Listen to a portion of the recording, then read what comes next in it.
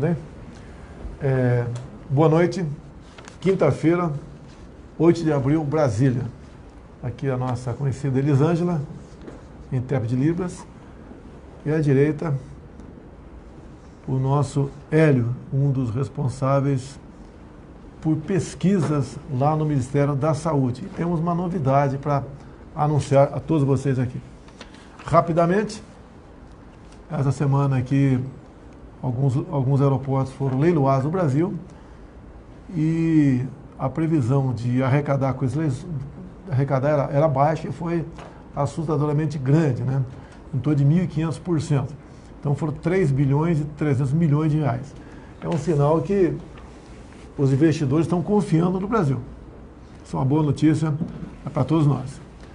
Essa semana também estive em Chapecó, estive lá com o prefeito João Rodrigues e fui conhecer um pouco de como ele trata, como o seu município trata a questão aí da Covid. Eles tiveram uma crise há pouco tempo, explodiu o número de contaminados, muitos óbitos também, e ele agrega não só Chapecó, mas gente de uma vasta região ali ao seu lado. E demonstrou para a gente que a liberdade que ele deu aos médicos para receitar, para botar em prática, né, um atendimento imediato, com toda certeza, influenciou na queda do número de óbitos, bem como na recuperação de pacientes. E hoje em dia ele não tem paciente em fila de UTI. Então, as organizações de saúde que existiam, sempre existiram lá, hoje em dia estão sim com a taxa elevada de ocupação, as UTIs, como sempre tiveram na história do Brasil, tá? Mas ele tem do lado um centro de convenção que foi adaptado como se fosse um grande hospital, tudo preparado para atender pessoas que necessitem de internação e até de intubação. Só que lá não existe ninguém lá dentro. Então é sinal que, mais do que claro, que as UTIs continuam funcionando de forma tradicional, né? Mas do lado de cá ele está preparado, ele se preparou para atender as pessoas que porventura necessitem disso. E deixo bem claro, o grande exemplo do que eu tive lá é a total liberdade que ele deu ao seu secretário municipal de saúde a realizar o tratamento imediato quem porventura apresente os primeiros sintomas da Covid. O Exército Brasileiro começou a colaborar na vacinação também. Outras unidades, brevemente, começarão a vacinar. E com o Exército, né, Marinha e Aeronáutica, nós sabemos que essa questão das vacinas são chegando imediatamente, elas vão ser utilizadas e notificadas ao Ministério aqui, de modo que você saiba, né, quantas doses foram distribuídas e quantas doses vão ser aplicadas de forma bastante rápida. Eu quero agradecer o empenho de todos envolvidos na vacinação no Brasil. O Ministério da Saúde distribuiu 45 milhões de doses e 24 milhões foram aplicadas. Essa diferença no meu entender, em parte, né, a não notificação de forma rápida para o Ministério da Saúde. Por outro lado, eu vi hoje um vídeo da reclamação do prefeito de São Pedro dos Crentes, Maranhão, dizendo que quando a vacina chega, geralmente em São Luís, até ser distribuída no município, leva um tempo muito grande. E lá, né, o governador, segundo ele, não considera sábado, domingo e feriado, não trabalha nesses dias. Eu acho que não deveria ser essa forma de trabalhar quando você está numa crise, né, numa situação bastante complicada, como essa com o Covid-19. Desde o início da crise, nós envolvemos todos os nossos ministérios na busca aí de ganhar essa guerra contra a Covid. Ministério da Saúde, Economia, Trabalho, Defesa, Relações Internacionais, entre outros. E a prova, né, que nós compramos vacina no ano passado. Procede? Sim. Pode falar alguma coisa aí? Nós já preparamos desde o ano passado, inclusive foi anunciado publicamente, uma encomenda tecnológica com Oxford e AstraZeneca, envolvendo Fiocruz Então, desde o ano passado, quando quase ninguém estava falando em vacina, o governo já tinha se mobilizado e estava se preparando para hoje termos as vacinas que estão sendo aplicadas. Além de outras medidas, né, como, por exemplo, o maior projeto social do mundo, que foi o auxílio emergencial. O Pronamp, lá do senador Jorginho Melo de Santa Catarina, que manteve vivos, né, mais de 10 milhões de empregos. Então, um montão de programas que foram tomados por nós, né, medidas para evitar o desemprego. O desemprego também mata. Deixa eu perguntar uma coisa aqui. Dois irmãos gêmeos, tá? Os dois contraem o vírus no mesmo dia. Um está apavorado, amedrontado, preocupado, né? E o outro está tranquilo, sabendo que tem que enfrentar o problema. Essas duas pessoas, o comportamento das duas, reflete na cura ou de forma mais rápida de ficar livre do vírus? Presidente, reflete muito, mesmo porque quem tem alguma alteração na sua saúde mental, está deprimido, ansioso, a pessoa, só por isso, ela já perde a vontade de fazer as coisas, de se exercitar, de se cuidar, e isso também afeta até o sistema imunológico. Então é como se a pessoa tivesse menos recursos no seu sistema imune para fazer frente ao vírus. Então a tendência é ela não responder da mesma forma. Então a depressão, a tristeza, o estresse, elas influenciam no sistema imunológico das pessoas? Sim. Pessoal, é que a gente diz, né? Eu não sou médico, longe disso. Tenho 2 cursos superior, né? Sou oficial do Exército Brasileiro, sou formado em Educação Física, que tem um pouco a ver com o que acontece aí. Mas esse clima de pavor que é pregado junto à sociedade, isso não ajuda a salvar vidas. Você pode ver. Nós temos aqui uma foto, aqui, não vou discutir, né? Uma imagem vale mais que 1 milhão de palavras. Está aqui um homem com uma arma na mão, deve ser um policial militar, que abordou uma mãe com 2 crianças na praia. E, obviamente, com toda certeza, a missão dele ali é mandá-la ir para casa. Essa pessoa está mais protegida na praia ou em casa? Olha, depende. Ela está num lugar aberto, está num lugar bem arejado, não está provavelmente com ninguém estranho, a família dela, então está com pessoas com as quais ela já convive. Então, se ela ficar em casa, presa num ambiente às vezes mal ventilado, isso é importante a gente sempre ressaltar que tem que ventilar o ambiente, às vezes você pode ter ali uma concentração de vírus até maior que pode, inclusive, prejudicar. No ambiente arejado, não está aglomerando ali com ninguém estranho, está ali entre parentes, provavelmente não vai ter problema. E a vitamina D, vem do sol também? Vitamina D tem relação com o sol também. Uma revista aqui americana publicou que o exercício físico multiplica por 8 vezes a sobrevivência contra a Covid-19. Então, quem está bem fisicamente não vai deixar de contrair o vírus, mas a chance de sair dele é 8 vezes mais rápida, né? Ou mais eficaz do que quem não faz exercício físico. No tocante à vacinação, né, estamos fazendo a coisa certa. Nós somos um dos países que mais vacina no mundo. Temos apenas poucos países, né, 4 ou 5, que estão à nossa frente, que são países que fabricam a vacina. Então, entre os países que não fabricam desde o início até o final, o Brasil é um dos melhores. Inclusive, vimos notícia há poucos dias do grande problema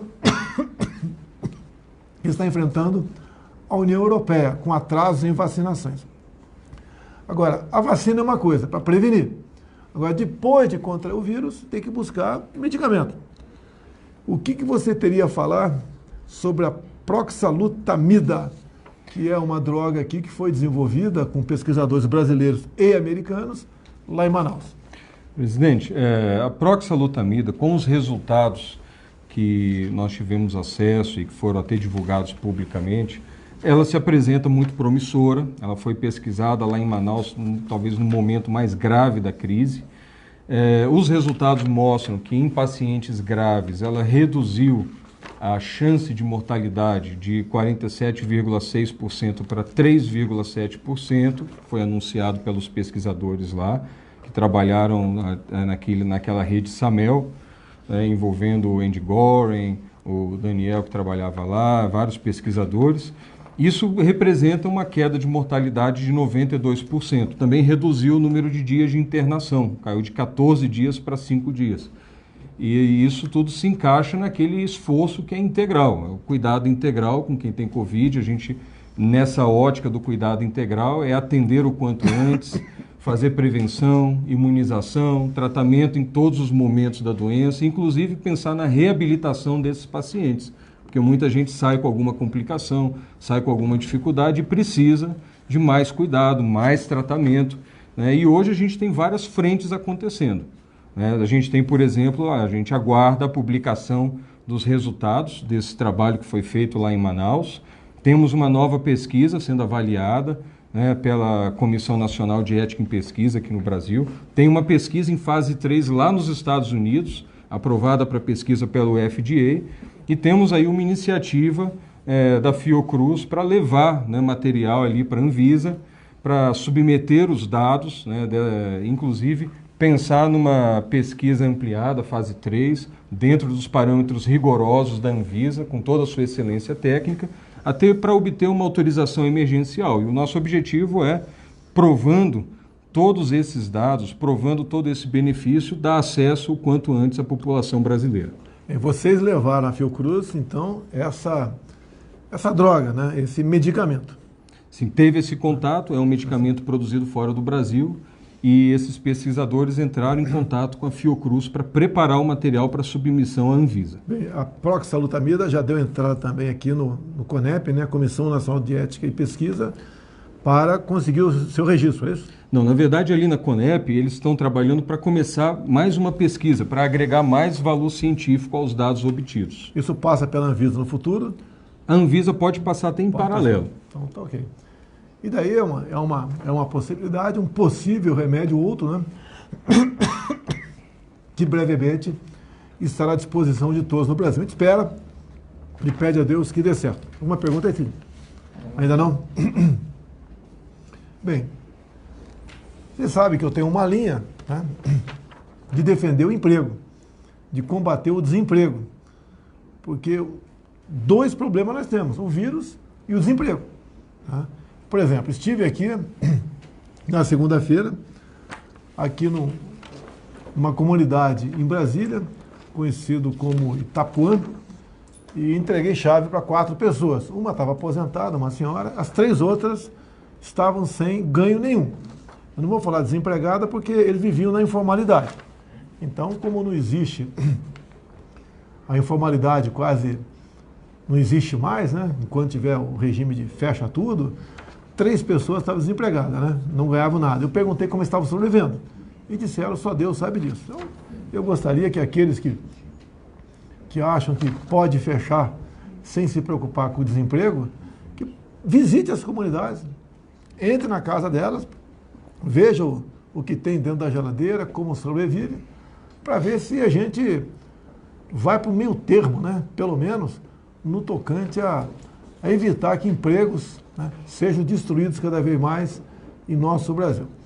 Uma pesquisa também aqui do Poder 360, dizendo que 36% dos brasileiros, 1/3 praticamente, né, dizem ter comido menos ou passado fome na pandemia. 7% diz que passou fome realmente as mais terríveis possíveis. Isso equivale a 15 milhões de pessoas no Brasil. Último assunto aqui, quando chega numa pergunta aí do Pingo no Zino, fiz também na quarta-feira uma visita à região de Foz do Iguaçu. Inauguramos aí uma extensão de pista, né, de 600 metros no aeroporto, e agora lá pode pousar então aviões do mundo todo. Então os voos internacionais que iam para a região, que as Cataratas do Iguaçu no Brasil é o segundo ponto turístico mais visitado, tá? Então logo, se Deus quiser, volte à normalidade, nós possamos agora fazer com que lá em Foz do Iguaçu pouse aviões do mundo todo. Logicamente, hoje posa na Argentina, é isso mesmo, Gilson? É isso mesmo. E vão começar a muitos pousar no Brasil. A pista tem 2.850 metros. Também sobrevoamos a região da Segunda Ponte, que está sendo feita com o Paraguai. Recurso da Itaipu Binacional, deixa bem claro. A Itaipu Binacional não dava prejuízo, mas o lucro era pequeno e não fazia obras tão importantes. Depois da nova administração do general Silvio Luna, que ainda não assumiu a Petrobras, ela só o ano passado investiu 2,5 bilhões no centro-oeste paranaense. Então tem essa ponte, uma outra que brevemente começará a ser construída lá em Porto Murtinho, a extensão da pista, duplicação de vias e atende aproximadamente também 40 municípios da região. Quem gosta disso, obviamente, é o governador do Paraná, Ratinho Júnior. Alguma coisa mais? Tranquilo. Alguma coisa aí, pessoal? Tá chegando aí? Bem, hoje, pela manhã, eu fui na solenidade, né, da promoção de oficiais generais do Exército Brasileiro. Agora à tarde aqui também presidi a cerimônia da promoção dos oficiais generais da Marinha, do Exército e da Aeronáutica.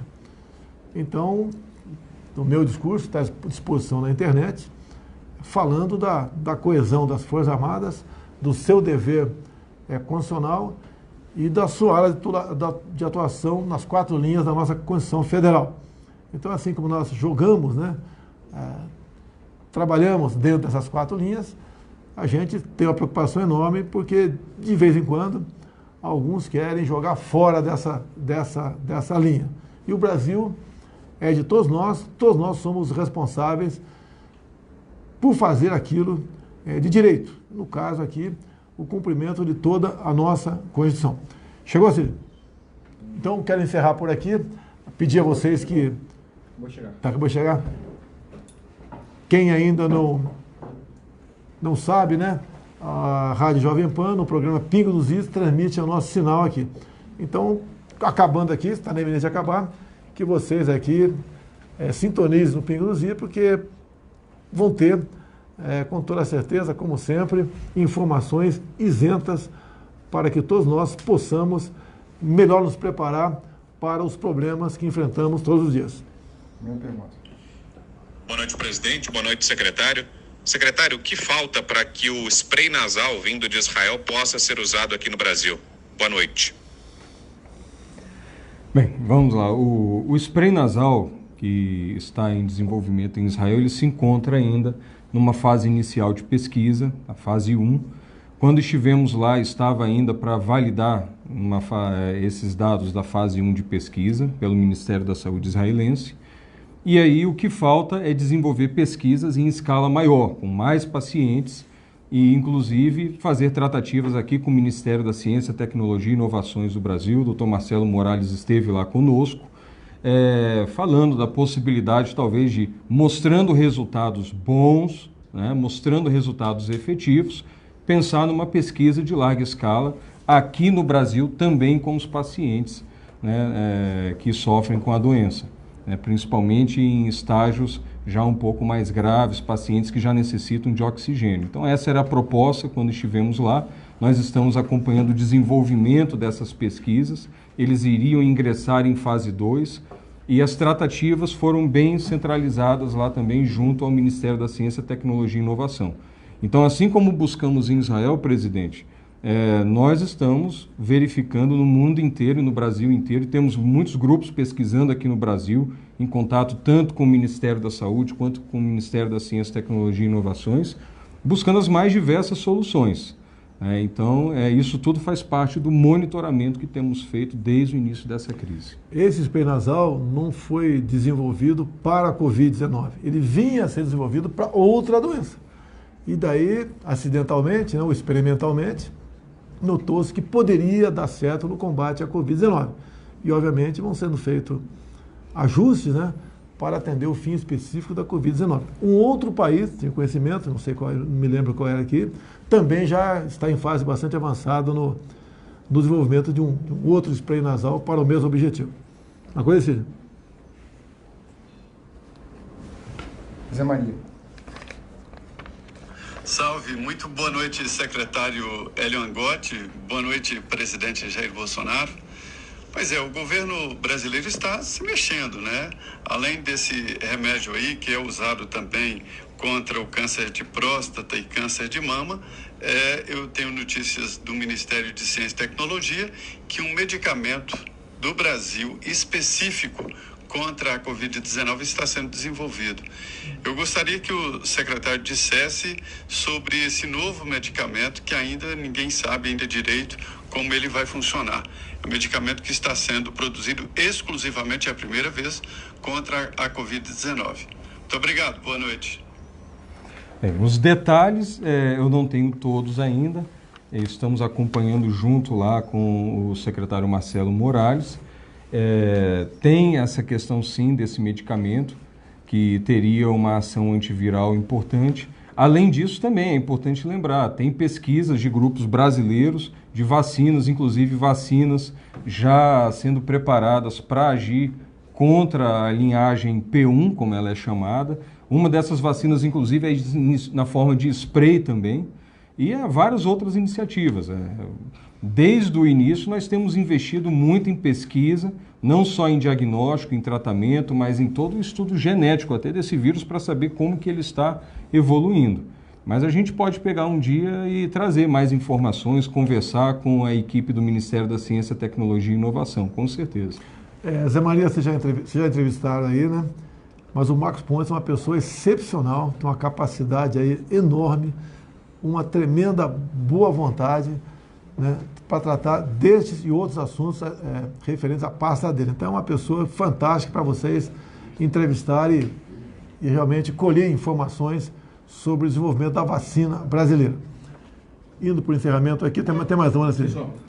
Antes, Augusto Nunes, vai aqui. Nosso Facebook, YouTube, Instagram, 65 mil. Pingos nos Is, 106 mil. Jovem Pan News, 21. Foco do Brasil, 4. E Folha Política também, 4 mil.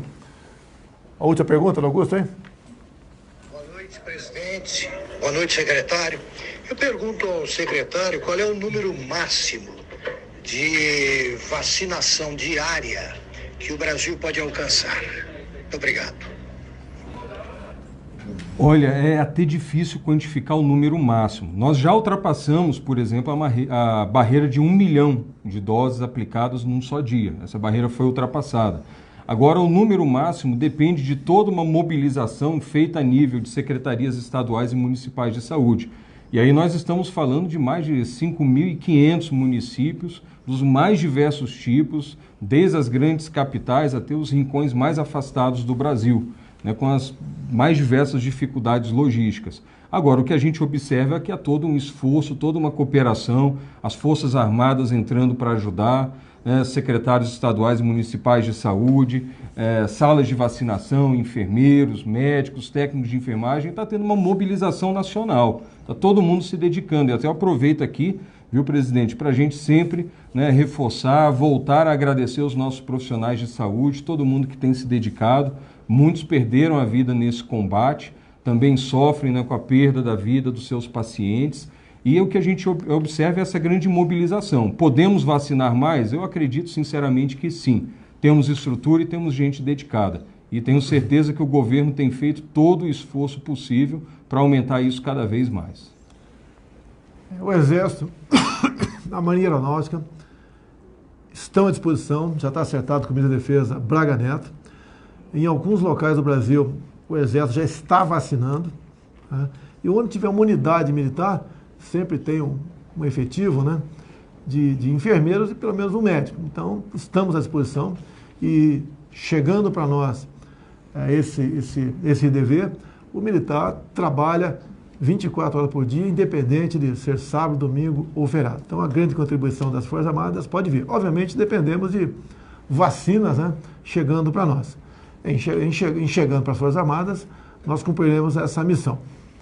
E alguns acham, nós vamos estudar semana que vem com o Ministério da Saúde, para ver se parte dessas vacinas já começa a ser distribuído para unidades militares, porque daí nós daremos a devida velocidade a esse processo de vacinação. Uma coisa mais? Pessoal, muito obrigado pela atenção. Programa Pingos nos Is, muito obrigado pela sessão, por transmitir o nosso sinal, e pedimos àqueles que não estão, que estão nas nossas mídias sociais que entre agora no Pingo nos Is, da Rádio Jovem Pan, para acompanhar aqui esse programa que vai das 6 às 8 da noite. Uma coisa mais? Muito obrigado aí, até a semana que vem, se Deus quiser.